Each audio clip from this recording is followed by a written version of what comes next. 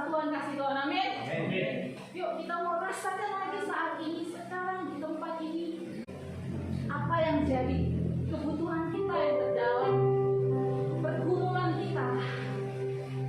Kalau kita ingat ada saudara kita, keluarga kita, orang yang kita kasihi, yang sedang membutuhkan kuasa, kesembuhan, mari kita bawa mereka dalam doa sehari. Kita percaya dengan iman karena kuasa Roh Kudus, kasih-Nya yang dicurahkan di tempat ini sekarang ini. Kita percaya mujizat. Haleluya. Terima kasih.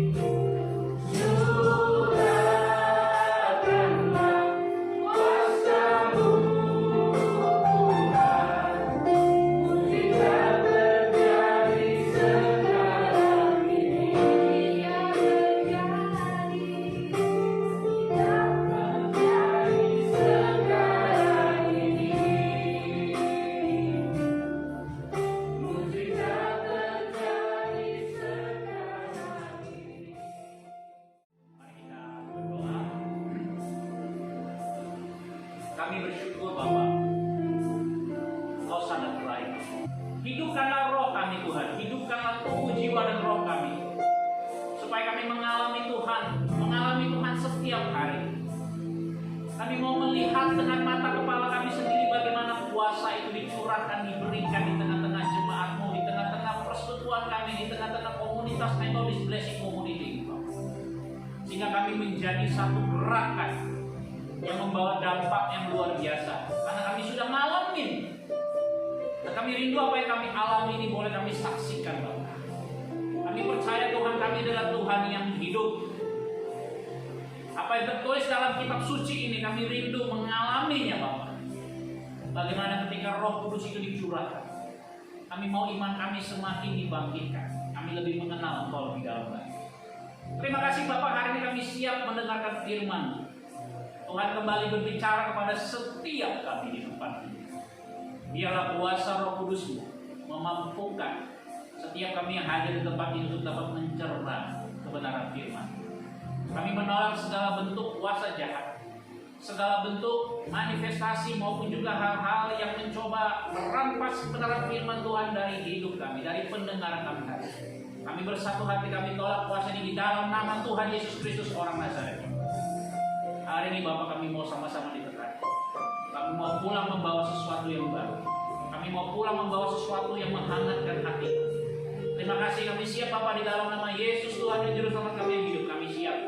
Amin. Silakan duduk Bapak Ibu Saudari. Shalom Bapak Ibu Saudari. Yang di rumah juga shalom. Apa kabar? Senang sekali hari ini saya Pendeta Robi bisa berjumpa kembali dengan Bapak Ibu Saudari jemaat Tuhan. Dan hari ini adalah hari di mana kita boleh merayakan, mengingat kembali peristiwa Pentakosta, sebuah penantian, sebuah janji yang Allah berikan, curahkan begitu dahsyat dan luar biasa kepada gerejanya. Nah Bapak Ibu Saudari, sebenarnya hari ini kita bukan sedang menantikan Roh Kudus itu tercurah. Sebenarnya Roh Kudus itu sudah dicurahkan. Roh Kudus itu sudah diberikan kepada kita. Efesus 1 ayat 13-14, waktu setelah peristiwa, beberapa tahun setelah peristiwa pencurahan Roh Kudus itu, Rasul Paulus berbicara dalam Efesus 1 ayat 13-14, bagaimana ketika seseorang percaya kepada Yesus Kristus, dia dimeteraikan oleh Roh Kudus itu. Dan Roh Kudus itu adalah jaminan bagi setiap orang yang percaya. Karena saya percaya waktu saya, Bapak Ibu Saudari, boleh mengaku dengan lidahmu, dengan lidahku, Yesus adalah Tuhan. Itu adalah bentuk karya pencurahan Roh Kudus. Karena tanpa Roh Kudus yang membukakan mata kita, hati kita, yang menghangatkan hidup kita, maka sangat sulit bagi kita untuk dapat melihat Kristus sebagai sebuah kebenaran. Nah Bapak Ibu Saudari, sehingga kemudian kalau begitu, kalau Roh Kudus sudah dicurahkan, kita mengingat kembali peristiwa itu, lalu apa yang terjadi dengan kekristenan hari ini? Nah hari ini saya mau mengajak kembali napak tilas, tetapi juga saya rindu sekali juga yang di rumah juga bisa fokus ya. Saya rindu sekali supaya hari ini kita benar-benar Bapak Ibu Saudari dengan iman kita harus bertumbuh di dalam 3 aspek ini. Sehingga ketika kita kalau bicara tentang pencurahan Roh Kudus, saya punya satu kerinduan, dan juga kerinduan ini juga mau saya berikan kepada Bapak Ibu Saudari menjadi satu impartasi untuk kehidupan Bapak Ibu Saudari, supaya Bapak Ibu Saudari bisa mengalami kehidupan yang memang dipenuhi oleh Roh Kudus. Bagaimana Bapak Ibu Saudari mengalami sebuah perjumpaan secara pribadi, atau biasa disebut sebagai the encounter, perjumpaan yang personal, yang kemudian personal ini dibawa kepada persekutuan ini. Karena kalau kita bicara tentang Roh Kudus, itu berhubungan juga tentang gereja Tuhan. Gereja Tuhan itu bicara tentang pribadi-pribadi. Gereja itu dari kata eklesia, dipanggil keluar, dibawa keluar dari gaya hidup, dari kehidupan yang lama nggak mengenal Tuhan. Dia dibawa, ditarik oleh Roh Kudus, dia masuk, percaya Yesus, lalu menjadi kehidupan yang baru, mengalami kehidupan Yesus. Nah, pribadi-pribadi yang dipanggil ini berkumpul, itulah gereja. Maka kalau bicara tentang gereja, Bapak Ibu Saudara, gereja itu seharusnya adalah kumpulan orang-orang yang sudah mengalami yang namanya baptisan Roh Kudus. Kumpulan dari orang-orang yang sudah pernah diajar bertumbuh untuk mengenal Yesus secara pribadi, dan gaya hidup salib itu terjadi di tengah-tengah gereja. Nah itu yang harus kita pahami ketika kita berbicara tentang pencurahan Roh Kudus yang terjadi di dalam gereja. Karena kita akan lihat Bapak Ibu Saudari 3 aspek ini. Tapi sebelum saya lebih jauh, ya saya menuju ke sana, saya ingin mengajak Bapak Ibu Saudari dan juga yang di rumah tetap fokus. Ya, kita buka Kisah Para Rasul pasal 1 ayat 8. Kita mau belajar tentang satu movement yang dahsyat, yang luar biasa. Itulah satu gerakan, satu karya yang Roh Kudus kerjakan. Ya. Nah, kalau Roh Kudus sudah bekerja, Bapak Ibu Saudari, pintu yang tertutup akan dibuka. Ya, amin. Kalau Roh Kudus yang bekerja, hati yang keras menjadi lembut. Ya, jangan hati yang keras menjadi lembut, bahaya. Ya, itulah pekerjaan Roh Kudus. Kita baca bersama-sama yang di rumah juga, Kisah Para Rasul pasal 1 ayat 8 dengan lantang, dan kita amini ini menjadi bagian janji yang kita sudah terima. Kisah Para Rasul pasal 1 ayat 8. Kita baca bersama-sama juga yang di rumah, 2, 3. Tetapi kamu akan menerima kuasa kalau Roh Kudus turun ke atas kamu, dan kamu akan menjadi saksiku di Yerusalem dan di seluruh Yudea dan Samaria dan sampai ke ujung bumi. Amin. Bapak Ibu Saudara, apa sih tujuan Allah mencurahkan Roh Kudusnya? Ada yang tahu? Hari ini saya ingin punya satu passion, hasrat yang sangat besar, dan saya mendapat satu pengertian yang kembali Tuhan tekankan bold ya, garis bawahi atau underline atau ditebalkan ya. Apa sih sebenarnya hari ini kenapa Roh Kudus itu turun? Selain daripada kita menerima janji dari Yesus, tapi apa tujuannya? Nah, Bapak Ibu Saudara, tujuannya adalah untuk menyertai kita. Menyertai ngapain? Tentu jawabannya satu, supaya saya dan Bapak Ibu Saudari harus pergi memberitakan Injil. Bilang kiri kanannya, harus pergi memberitakan Injil. Di belakangnya juga bisa bilang, di depannya juga bisa bilang, yang di rumah juga bisa bilang, sambil snack, sambil makan, minum kopi juga boleh bisa. Anda dan saya harus pergi memberitakan Injil. Dan hari ini saya mau katakan, Bapak Ibu Saudari, kalau Anda bertanya sebagai jemaat awam, pemberitaan Injil itu tugasnya untuk siapa? Ini pertanyaan yang klasik. Jawabannya sederhana, Bapak Ibu Saudari. Saya langsung jawab, tugasnya untuk saya dan saudara. Itu sebabnya ada hari pencurahan Roh Kudus, supaya saya dan saudara itu pergi memberitakan Injil. Supaya saya dan saudara tahu, waktu kita terhisap, dihisap ke dalam tubuh Kristus, dipanggil di dalam, masuk di dalam persekutuan, dalam gereja Tuhan, maka kita bukan jadi orang-orang yang eksklusif, tidak peduli dengan orang kiri kanan, Bapak Ibu Saudara. Kita Tuhan panggil, kita mengalami pencurahan Roh Kudus supaya kita pergi memberitakan Injil. Kita menjadi saksinya Tuhan, kita menjadi martirnya Tuhan. Itu tujuannya, Bapak Ibu Saudara. Sehingga kalau sampai hari ini gereja Tuhan bisa eksis, itu karena pekerjaan pemberitaan Injil itu masih dan terus dilakukan. NBC juga salah satu komunitas yang juga mengajak, dan kita aktif untuk mendorong jemaat Tuhan. Bahkan melalui gerakan ini kita kembali mengingat kembali anak-anak muda juga dipanggil untuk menjadi trend center, menjadi pusat perhatian. Lalu kemudian pusat perhatian ini kita bawa, kita giring orang-orang yang melihat kita, untuk kemudian kita bisa mewartakan, membagikan berita Injil itu kepada orang-orang yang lainnya. Itu sebabnya Bapak Ibu Saudari, ketika sebelum Yesus berangkat ke surga, Yesus meminta supaya murid-muridnya menunggu. Karena memang pada waktu itu Roh Kudus belum tercurah. Tetapi tentu beda situasi dengan sekarang, karena kita hidup di masa Roh Kudus sudah dicurahkan. Tetapi ada hal-hal yang perlu kembali saya ingatkan kepada kita semua. Ketika saya dan saudara menerima Roh Kudus, kita menjadi percaya dengan Yesus, maka ada dua, paling tidak saya mau ingin dua ini. Yang dari tiga saya ingin dua, karena waktunya nggak cukup. Tapi saya mau lebih dalam dua ini, supaya Bapak Ibu Saudari lakukan.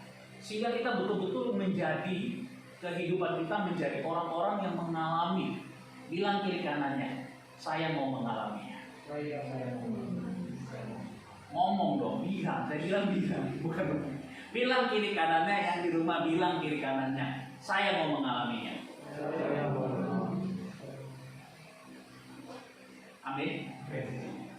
Itu paling penting, Bapak Ibu Saudari. Karena bicara tentang kekristenan, Bapak Ibu Saudari, John Wesley sangat menekankan apa yang disebut dengan experience, pengalaman iman. Bapak Ibu Saudari, jangan jadi penonton. Kita ini bukan penonton. Kita ini menjadi pelakunya, pusatnya. Karena kita memiliki Roh Allah yang maha dahsyat, Roh Allah yang maha luar biasa. Itu cuma kadang-kadang tombol on-nya itu kita nggak sadar, belum kita tekan.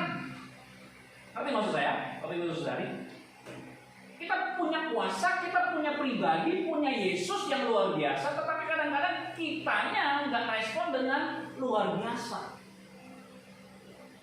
Saya kasih contoh lah begini lah, sebelum saya masuk ke poin-poin. Bapak Ibu Saudari, saya mau tanya, siapa yang kenal Pak Jokowi? Tahu kan? Kenal nggak? Ya, Pak Jokowi itu punya berapa anak? Hah? Kok bengong gini? Ya berapa? 3. Aktif ya? 3, yang ditambahin 3. Saya mau tanya, sampai hari ini ketika Pak Jokowi masih jadi presiden, saya mau tanya, apakah perlu anaknya, ya, apakah perlu anaknya mau jumpa bapaknya, dia harus tunggu dulu, dia harus buat surat permohonan pengajuan dulu, perlu nggak? Hah? Perlu nggak? Saya mau tanya. Kenapa? Kenapa? Hah? Orang tuanya sendiri. Karena orang tuanya sendiri. Artinya saya mau kasih tahu kepada Bapak Ibu Saudara, kenapa demikian? Karena dia anaknya Jo. Artinya dia punya apa? Privilege. Tahu privilege? Hak khusus, hak spesial, status sebagai anak Pak Jokowi. Betul kan? Kalau dia punya privilege, dia punya akses. Betul nggak? Dia leluasa. Coba Anda bayangkan kalau dia anak Pak Jokowi, dia mau ketemu bapaknya, dia harus buat dulu surat pengajuan. Aku mau ketemu bapakku, mau telepon sungkan. Mesti ketemu dulu, ya, harus, ya, jalurnya, ya, harus buat ini, buat itu. Nanti searching aja di Google lah, ya, jalur mau jumpa presiden gimana. Ya, kalau dulu saya ingat dalam konteks, ya, religion, kepercayaan beliau, dulu kalau biasanya ini kan habis lebaran, orang baru bisa salaman dengan Pak Jokowi itu kapan? Kalau pas lebaran, orang pergi ke Bogor, ya, orang baru bisa jumpa dengan Pak Jokowi setahun sekali salam. Bayangin kan? Tapi Anda bisa bayangin nggak kalau anaknya Pak Jokowi, dia punya akses, dia punya hak yang begitu luar biasa. Tetapi Anda bisa bayangin nggak kalau dia tidak mempergunakan haknya, mau ketemu bapaknya aja dia harus ngantri dulu. Menurut Anda bodoh nggak? Bapak Ibu Saudara, ini yang saya maksudkan hari ini. Banyak orang-orang Kristen nggak paham tentang hal ini. Dia masih menunggu Roh Kudus, bahkan dia tidak tahu bahwasanya sebenarnya hari ini kita sudah punya hak privilege yang luar biasa dari Tuhan. Dan hari ini saya ingin kita semua memahami hal itu. Saya ingin hari ini kita berhenti mengasihani dirimu sendiri. Keluar dari zona nyamanmu, pergi pemberitaan Injil supaya Anda dan saya melihat kuasa Tuhan, mengalami kuasa Tuhan dan menjadi saksi Tuhan yang hidup. Itulah inti sari dari peristiwa pencurahan Roh Kudus. Bilang kiri kanan, dia bilang kiri kanannya, belakangnya, depannya. Yang di rumah, saya melihat Anda orangnya. Amin. Nah, Bapak Ibu Saudari, oleh karena itu tadi saya katakan kita semua punya privilege, kita semua punya akses yang luar biasa, Bapak Ibu Saudari. Itulah yang terkandung dalam Efesus 1 ayat 13-14, status sebagai seorang anak. Oleh karena itu saya hari ini hanya mau sedikit saja mendorong Bapak Ibu Saudari untuk bisa mempergunakan hal itu. Nah, Bapak Ibu Saudari, tahukah Anda semua, ketika murid-murid itu menerima pesan dari Yesus sebelum dia terangkat ke surga, murid-murid ini melihat sebuah pengharapan. Murid-murid ini melihat sebuah jaminan, janji, sehingga tidak ada satupun keraguan di antara mereka. Karena ketika mereka sudah dikumpulkan oleh Tuhan, ingat Bapak Ibu Saudari, sebelum mereka berkumpul dalam Kisah para Rasul pasal 1 ini, murid-murid sempat terpencar. Karena mereka menganggap misi Tuhan sudah selesai. Karena mereka menganggap Yesus tidak lagi bangkit. Tetapi Yesus dalam inisiatifnya, dalam kasihnya mengumpulkan murid-murid ini. Lalu kemudian ketika mereka berkumpul bersama-sama, Tuhan ingin mereka menerima Roh Kudus itu secara bersama-sama, supaya memang selalu gereja bicara tentang komunitas orang-orang kudus, orang-orang yang dipercayakan satu tugas yang mulia, untuk bagaimana kumpulan itu tidak berhenti sampai di situ saja. Mereka harus pergi. Oleh karena itu urgensinya adalah, kepentingannya adalah, ketika saya dan Anda kita mengalami kuasa Tuhan, kita harus pergi. Nah, Bapak Ibu Saudari, oleh karena itu ketika kita hari ini ketika kita bicara tentang kegerakan Roh Kudus, maka ada dua hal yang perlu hari ini saya dan saudara, saya hanya mengingatkan sedikit saja. Dua hal yang perlu hari ini saya dan saudara lakukan.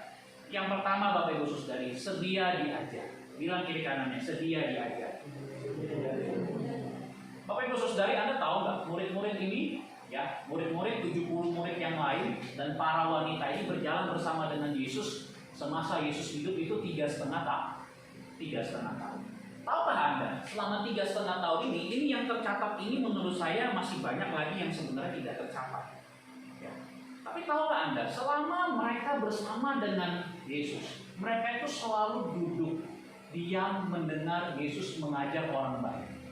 Jadi ada Yesus mengajar orang banyak dan di situ ada murid-murid. Tetapi juga ada di mana Yesus punya waktu secara khusus, secara eksklusif juga mengajar mereka. Dan Anda tahu nggak, benang merahnya ini terus berlanjut, Bapak Ibu Saudara. Para rasul itu ketika terjadi hari pencurahan Pentakosta, ribuan orang percaya kepada nama Yesus. Apa yang mereka lakukan di situ? Para murid-murid itu, mereka, kalau Bapak Ibu Saudara baca setelah peristiwa Pentakosta ya, khotbah Petrus, ya, cara hidup jemaat yang pertama itu selalu berhubungan dengan berkumpul untuk diajar. Bapak Ibu Saudara coba lihat ya. Misalnya Kisah Para Rasul pasal 2 ya. Pasal 2 ayat 41. Orang-orang yang menerima perkataan itu memberi diri dibaptis, dan pada hari itu jumlah mereka bertambah kira-kira 3.000 jiwa. Orang-orang yang menerima perkataan itu, menerima pengajaran itu, menerima pewahyuan itu, mereka menerima pengajaran itu, mereka bertumbuh. Lalu kemudian Bapak Ibu Saudara, apa yang mereka lakukan? Mereka bersatu, mereka berkumpul, mereka percaya. Lalu mereka kemudian ngapain? Mereka bertekun dengan hati, mereka berkumpul tiap-tiap hari dalam bait Allah. Ya. Lalu apa yang dilakukan di situ? Mereka menerima pengajaran dari para rasul. Bapak Ibu Saudara, coba perhatikan. Artinya ketika mereka menerima pengajaran ini, iman mereka itu mengalami yang disebut dengan pertumbuhan. Mereka semakin mengenal siapa Yesus. Bapak Ibu Saudari, permisi tanya juga yang di rumah. Anda dan saya sudah berapa tahun jadi orang Kristen? Yang 5 tahun angkat tangan. Ada sudah 5 tahun jadi orang Kristen? Hah? Lebih 10 tahun. Oke, ada. Ya, angkat tangan di sisa 10 tahun dia. 11 tahun. 9 tahun. Oke. 15 tahun ada?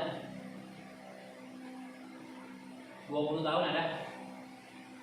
Ada di belakang. 25 tahun? Oh, ada. 30 tahun? Yang di rumah? Yang gak angkat tangan berapa tahun nih? Lebih.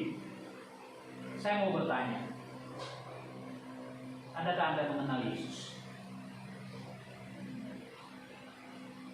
Selama bertahun-tahun itu, adakah Anda bertumbuh semakin mengenal Yesus, semakin mencintai Yesus? Lalu saya kaitkan dengan penginjilan. Adakah Anda membawa jiwa untuk Tuhan? Adakah satu jiwa dimenangkan oleh saudara untuk kemuliaan nama Tuhan? Bapak Ibu Saudara, saya mendorong kita untuk memperhatikan pertumbuhan iman. Karena pertumbuhan iman ini bertumbuh lewat pengajaran yang sehat. Saya tidak mau terjebak kepada satu doktrin. yang mengatasnamakan satu gerakan tertentu. Tetapi maksud saya Bapak Ibu Saudara, ketika Anda dan saya mau mengalami yang namanya baptisan Roh Kudus, saudara harus mau bertumbuh di dalam pengajaran yang benar, pengajaran yang sehat, pengajaran yang kuat. Saudara harus mau dimuridkan. Matius 28:19-20. Saudara waktu dibaptis, saudara harus mau dimuridkan. Dimuridkan itu bicara tentang bukan hanya sharing of life, tapi juga bukan gini, maksudnya gini. Pengajaran itu bukan hanya sekedar sebatas sharing of the knowledge. Tahu ya? Kalau di dunia pendidikan, ya di sini ada guru juga ya, nanti jadi dosen, amin. Ya. Itu bukan hanya sharing pengetahuan Bapak Ibu Saudara. Bukan itu yang saya maksudkan tentang pengajaran ini Bapak Ibu Saudara. Tetapi lebih daripada itu, apa yang Bapak Ibu Saudari mengalami pembaharuan pengalaman itu menyentuh jiwamu, lalu engkau mengalami yang disebut dengan transformasi hidup. Itu yang saya maksudkan. Anda mengalami perjumpaan pribadi dengan Yesus, Anda dicerahkan, mengalami pencerahan, tapi juga mengalami perubahan hidup. Itu sangat penting. Inilah pengajaran yang seperti inilah yang membuat gereja Tuhan pada waktu itu berkembang dengan sangat dahsyat dan cepat. Karena mereka melihat pada waktu itu beredar satu rumor di kalangan orang-orang yang belum percaya kepada Tuhan ketika melihat orang-orang yang sudah percaya kepada Tuhan. Tahu mereka bilang apa? Di tengah-tengah jemaat mula-mula itu. Mereka bilang begini, lihatlah betapa mereka saling kasih mengasihi. Dan itu punya daya gedor yang sangat dahsyat Bapak Ibu Saudara. Memang terjadi kuasa yang sakit disembuhkan, betul. Tetapi Bapak Ibu Saudara, Alkitab mencatat hal yang paling dahsyat yang membuat mereka itu menjadi daya tarik, karena mereka melihat betapa purenya, betapa murninya, betapa tulusnya, betapa dahsyatnya perubahan dari orang-orang yang mengaku diri sebagai pengikut Yesus. Ini patut digarisbawahi. Pengajaran yang seperti inilah Bapak Ibu Saudara yang mengubahkan seperti ini. Bapak Ibu Saudara, berapa banyak orang yang memahami, mengalami Tuhan dalam arti knowledge, tetapi bagaimana kelakuannya berbanding terbalik. Ada seperti itu? Bisa jadi. Ada yang seperti itu. Dan itu yang disebut sebagai menjadi orang-orang yang menjadi batu sandungan. Tapi Ibu Saudara, saya waktu merenungkan hal ini, saya juga melakukan introspeksi diri. Apakah saya, Tuhan, di dalam pengajaran ini, pengajaran yang saya terima, pengajaran yang saya ajarkan, itu sudah menjadi bagian yang kuhidupi dalam hidup. Dan sekali lagi saya katakan Bapak Ibu Saudara, saya bersyukur sampai hari ini di rumah saya ada seorang yang sangat tulus yang akan selalu mengingatkan saya. Sekalipun kadang-kadang masukannya itu bisa membuat hati saya menjadi kesal, tapi saya bersyukur. Kenapa? Karena untuk menjaga kemurnian pengajaran itu, saya bersyukur istri saya selalu mengingatkan saya, kamu jangan hanya berkhotbah di mimbar, tetapi prakteknya nol besar. Tidak apa-apa, saya menerima itu. Oleh karena itu Bapak Ibu Saudari, mari kita coba introspeksi diri kita. Sekian tahun Anda dan saya jadi orang Kristen. Sekian tahun saya dan Anda jadi orang Kristen. Apakah pengenalanmu tentang Tuhan membawa perubahan karaktermu? Dulu, sebelum Anda dan saya mengenal Tuhan, mungkin dulu karaktermu Anda seorang yang cepat marah. Beda ya, bisa marah, semua orang bisa marah. Tapi kalau cepat marah itu lain lagi beda. Cepat marah, pemarah. Kalau sudah marah itu keluar kata-kata apa? Mutiara. Mutiara yang ya. Gak ada orang yang marah cantik loh. Ya. Ada nggak orang yang marah cantik loh? Istri-istri berbahagia lah kalau suamimu marah bilang cantik kau mah. Ada nggak? Hah? Bapak-bapak muda-muda kalau marah yang keluar Perbendaharaan apa? Hah? Kebun binatang Medan? Pindah ke Jalan Mantri, kanan. Anak-anak, kalau orang tuamu marah, yang keluar apa kata-katanya? Yang dijawab sih nanti dia tenang boksu ya. Oh enggak sih. Terima kasih, Mas. Terima kasih, Mas. Ya. Coba kalau anak-anaknya marah ya. Waktu pas marah bilang sama mamanya, cantik kamu mah, pasti uang jajan tambah. Enggak juga, terlaluan juga itu. Coba kalau bapak-bapak marah, emosi begitu meledak-meledak, keluar kata-kata ya, uang belanja istri ditambahin. Oh seneng banget istri. Ada nggak seperti itu? Pasti ya, kalau kita marah, seorang pemarah dulu sudah mengenal Tuhan, itu peran antagonis keluar semua. Ya. Tapi setelah Anda dan saya mengenal Tuhan Yesus, setahun, 2 tahun, 3 tahun, 4 tahun, 5 tahun, 6 tahun, ada perubahan kan? Permisi tanya, bilang kiri kanannya, permisi tanya. Jangan marah ya. Permisi tanya. Ada perubahan enggak? Pengetahuan yang membawa perubahan inilah yang terjadi. Inilah yang Tuhan inginkan, perubahan hidup. Bapak Ibu, saudara-saudari yang dikasihi oleh Tuhan, ini penting sekali. Itu sebabnya waktu Yesus menyentuh para murid, mereka mengalami perubahan. Saya teringat satu peristiwa Bapak Ibu Saudari dalam sebuah kisah dilukiskan. Kita tahu ya, saya kasih satu contoh bagaimana perubahan itu begitu nyata.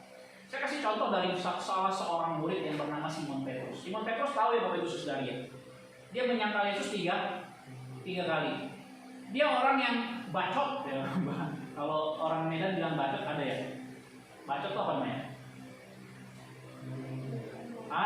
Besar mulut aja. Ya. Simon Petrus tuh bacot. Ya. Besar mulut, maaf ya, ada kasar nih sebenarnya. Tuhan, mereka ini menyangkal engkau aku sekali 3 katanya.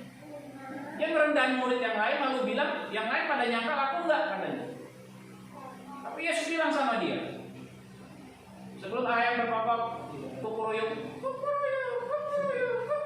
3 kali, engkau sudah menyangkal aku. Ya, tapi itu saudari, beneran terjadi. Lalu si Simon Petrus ini nangis kayak anak kecil. Dia teringat perkataan dulu ini. Udah begitu apa yang terjadi? Dia mau balik lagi ke pekerjaan yang lama. Dia pergi ke danau Genesaret. Dia ajak muridnya, yuk kita menjala ikan lagi. Dan di situ dia bertemu, dijangkau lagi oleh Yesus. Yesus tanya, adakah lauk pauk ada padamu? Semua diam. Lalu mereka makan. Lalu di situ tahu nggak? Yesus bilang apa sama Simon Petrus? Apakah kau mengasihi aku, Simon? Lebih dari mereka 3 kali. Hati Petrus sedih.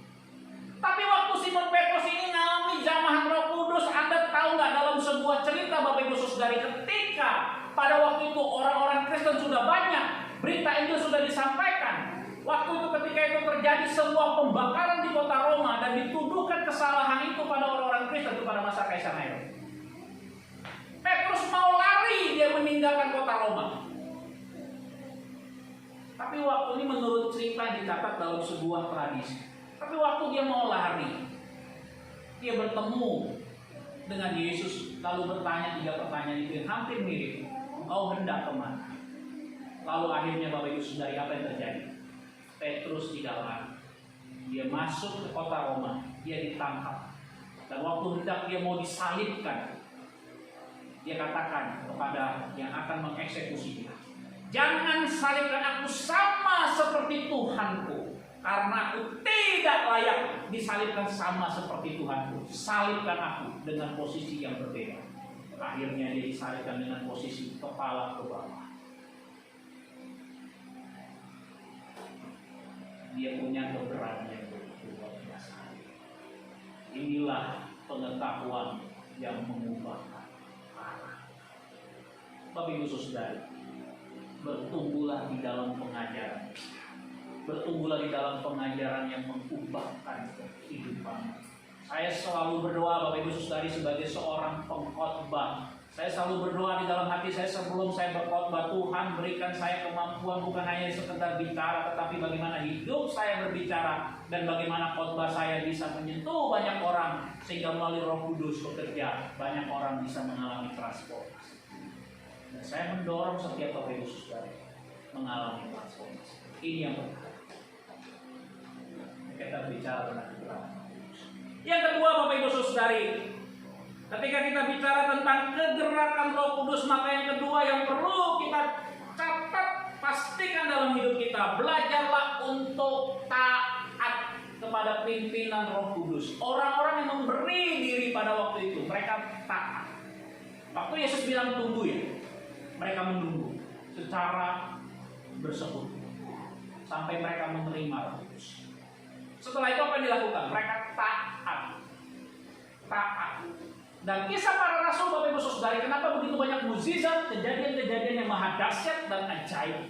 Karena mereka adalah orang-orang yang taat Bapak Ibu Saudari. Kalau Bapak Ibu Saudari tanya ke 12 murid dan 70 murid yang lain itu siapa sih? Perempuan-perempuan itu siapa sih? Mereka sebenarnya orang-orang yang juga pernah yang punya kelemahan Bapak Ibu Saudari. Tetapi ketika mereka belajar untuk mendengar suara Tuhan, mereka memutuskan untuk taat. Mereka Tuhan pakai untuk memberitakan manusia. Sehingga saya katakan, Iksan, kamu mau berapa? Hah? 10 tahun? Hah? 11. Iksan, kamu mau 11 tahun pun bisa Tuhan pakai. Kalau kamu mau tahan untuk memberitakan Injil kepada teman-temanmu yang belum percaya Yesus. 11 tahun. CC-nya mau berapa? 15, 13. CC-nya pun juga bisa dipakai. Payu mau berapa? 19. Hah? 19 kan? Oke. Bisa Tuhan pakai. CC mau berapa? 17.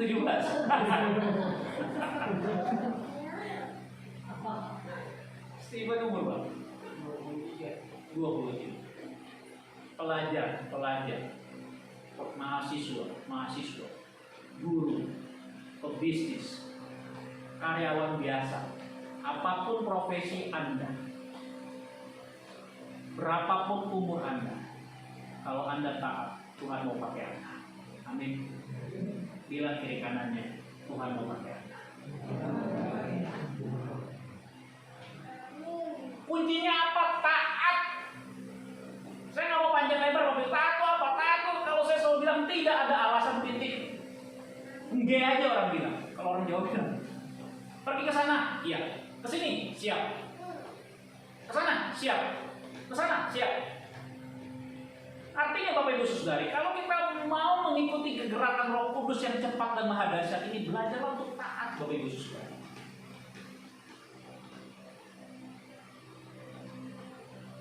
Saya terus terang Bapak Ibu, kalau Bapak Ibu Saudari tanya, boksu sendiri gimana? Taat sama Tuhan itu gampang atau susah? Gampang susah saya bilang. Apalagi saya seorang yang sangat logis. Ini semua main. Saya percaya pasti kita juga orang yang sangat logis. Ini semua main. Kadang-kadang kita seringkali hitung untung dan rugi, betul nggak? Kita pakai cara bisnis untuk ikut Tuhan. Ini yang celakanya kadang-kadang di gereja. Makanya terjadi banyak sekali konflik kepentingan, konflik of interest. Karena pakai cara bisnis di gereja, hancur gereja Tuhan. Saya mau katakan realitanya seperti itu. Lupa panggilan sebenarnya kalau mau ikut kegerakan Roh Kudus, taat, selesai. Dengar suara Tuhan, pasti ada pure di situ. Kalau Anda dengar suara Tuhan tidak pure, berarti ada motif manusia, ada motif yang keliru masuk di situ. Makanya selalu ada konflik. Karena ketemu dengan berbenturan dengan kepentingan yang lain. Tapi kalau ada pure, kemurnian, ketulusan di situ, percaya itu pasti suara Tuhan. Karena suara Tuhan itu selalu murni dan tulus Bapak Ibu Saudara. Firman Tuhan itu digambarkan seperti air susu yang murni. Makanya saya selalu kadang-kadang Bapak Ibu Saudari ya terus terang aja kadang-kadang saya selalu berdoa sama Tuhan. Kadang-kadang Tuhan lebih sering sih Tuhan kasih tahu gitu. Saya nggak bisa cerita detail ya, tapi banyak hal kadang-kadang Bapak Ibu Saudari. Ini godaan untung rugi ini seringkali nih merasuk. Saya dan Anda itu punya rentang yang sangat krisis seperti ini. Itu sangat manusiawi, Bapak Ibu.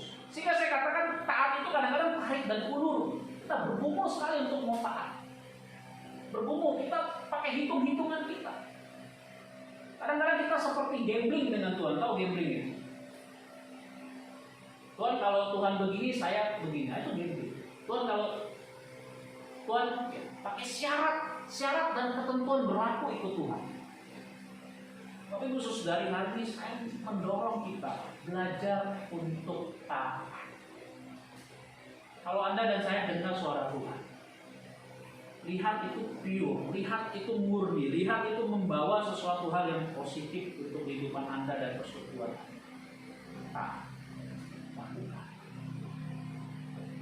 Jangan ego, jangan berargumen dengan Tuhan. Tuhan gak pernah salah. Pernah berargumen dengan Tuhan? Saya pernah.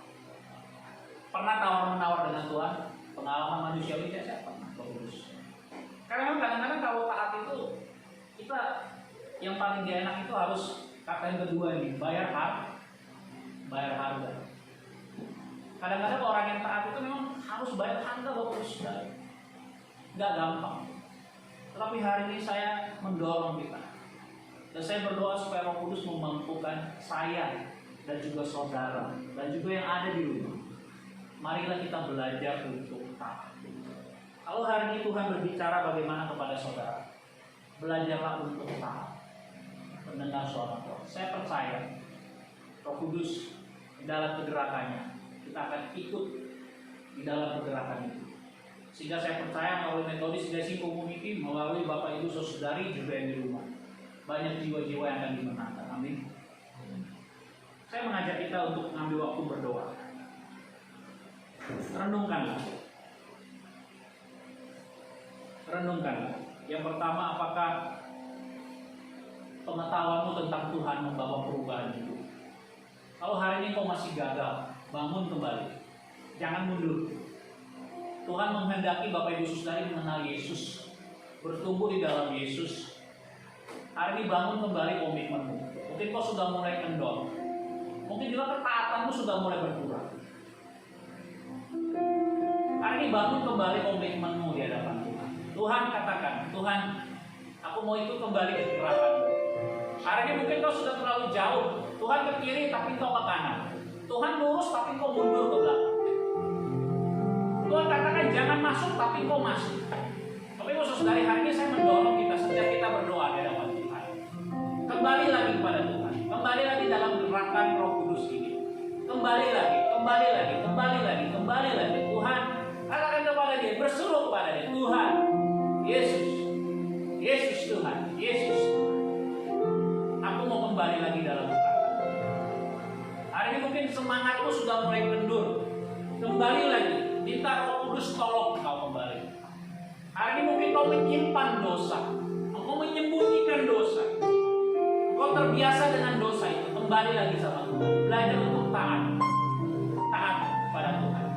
Jangan andalkan pikiranmu sendiri, jangan andalkan pemikiranmu sendiri, jangan andalkan pertimbanganmu sendiri. Minta Roh Kudus Tuhan menolong. Bapak, terima kasih.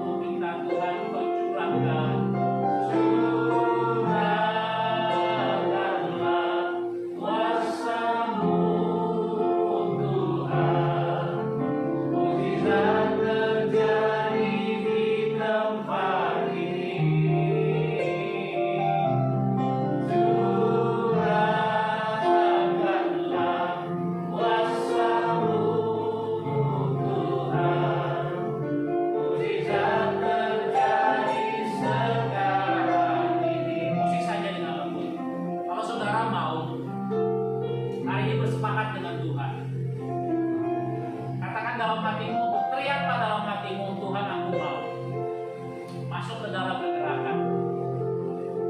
Ambil keputusan hari ini. Kalau saudara mau, katakan dengan iman, Tuhan aku mau. Jangan kau pikir Tuhan aku punya banyak kelemahan. Mungkin kau berpikir Tuhan aku masih muda. Mungkin kau berpikir Tuhan aku tidak punya akses yang begitu luas. Tapi hari ini kalau kau mau, dengan iman katakan Tuhan aku mau, maka Tuhan akan urus semua kelemahan-kelemahan. Berhenti mengasihani diri sendiri. Breakthrough, buat terobosan dalam hidup. Roh Kudus sanggup. Kau punya tabiat karakter apapun yang buruk, kalau kau mau, Tuhan ubahkan. Tuhan mau ubahkan. Kau katakan Tuhan aku nggak sanggup. Yang penting kau mau. Kalau kau mau, Bapak Ibu Saudara, katakan dalam hatimu, terimalah.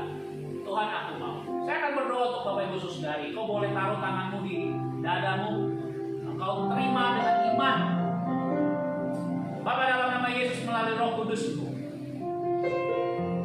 berkati setiap saudara-saudari tempat ini dan juga yang di rumah. Yang di rumah kau taruh tangan di dadamu. Terima dengan iman. Biar kau mencurahkan kuasa-Mu.